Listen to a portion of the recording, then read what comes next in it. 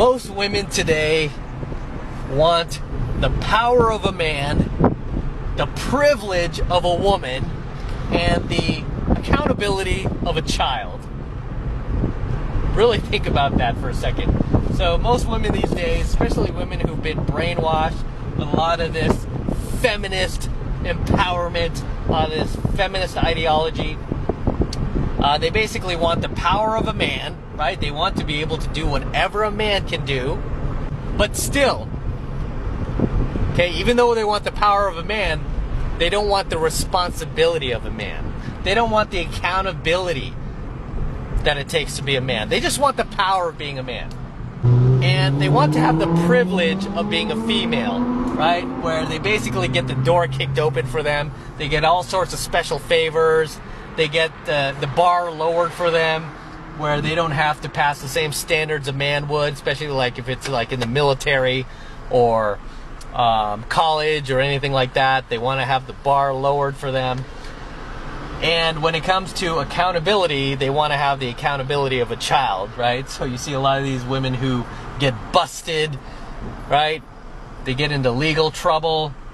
They did something wrong for trying to act like a dude, trying to be a dude, but they don't want to face the accountability of a dude. Instead, they want to go right back to, hey, I'm just a poor, helpless little female. Don't hurt me.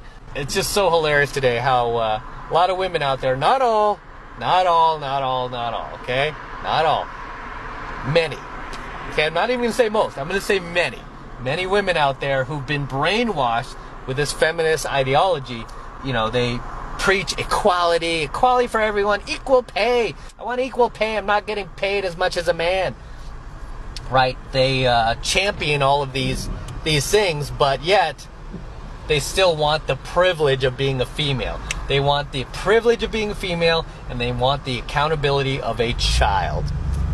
Right? And it's insane, man. You can't have it, you know, three different ways, man. But apparently society is set up so that they can have it three different ways in any way they want, as long as it's convenient for them as a female. Right? A lot of these female CEOs, for example, right, they will get promoted to like the highest executive level in a corporation, right? Again, a lot of them will become this, like the actual head of the corporation. They'll become the CEO, appointed CEO, just because they're female. Not necessarily because they worked for it or they climbed the corporate ladder. A lot of these girls just get thrusted into that position. I want to say because they have a vagina and because they have like a lot of degrees under their belt. Even though they're not the most qualified. There's usually a more qualified male who has more seniority than them, but that guy will get pushed aside these days for a female just because it looks more socially acceptable these days. So a lot of these girls will get hoisted, and when she destroys a company, brings that company to shit, like a lot of these females have, they will run for cover, or they will point fingers and blame men as the reason why everything is going to crap, right? The reason why my Star Wars movies are failing with my female leads, my female heroes, my Mary Sue characters is because men are too misogynistic and too insecure to support it, right? So everything's always the man's fault, right? Everything always comes back to the man's fault. So for a lot of these women these days, they want the power of a man, the privilege of a female, and the accountability of a child. And even more crazy is they turn around and try to brand themselves as strong women, right? Empowered women.